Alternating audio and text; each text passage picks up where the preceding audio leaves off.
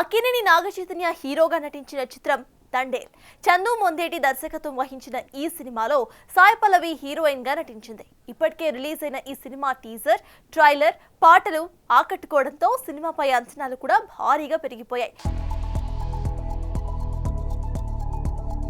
మా అక్కినేని కుర్రోడు ఎప్పుడెప్పుడు 100 కోట్ల క్లబ్లోకి చేరతాడా అంటూ ఎప్పటినుంచో ఈగర్గా వెయిట్ చేస్తున్నారు అక్కినేని అభిమానులు. మరి వాళ్ల అంచనాలని తండేల్తో చైతూ అందుకున్నాడో లేదో చూద్దాం. మొదటగా కథ విషయానికొస్తే, ఉత్తరాంధ్రకు చెందిన జాలరి చేపల వేటకు వెళ్లి అనుకోకుండా పాకిస్తాన్ కోస్టల్ గార్డ్స్ చేతికి చిక్కుతాడు. పరాయి దేశంలో జైలు పాలైన ప్రియుడి రాక కోసం ఎదురు చూసిన ప్రేయసి ఎంతటి వేదన అనుభవిస్తుందోననేదే తండేల్ కథ.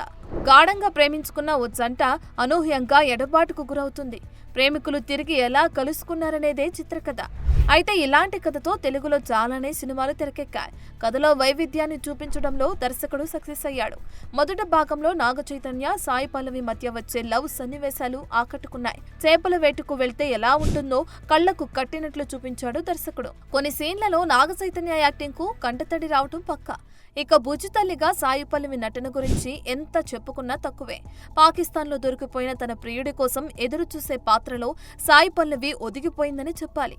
కార్తికేయ 2 తర్వాత చందు మొండేటి దర్శకత్వం వహించిన సినిమా ఇదే.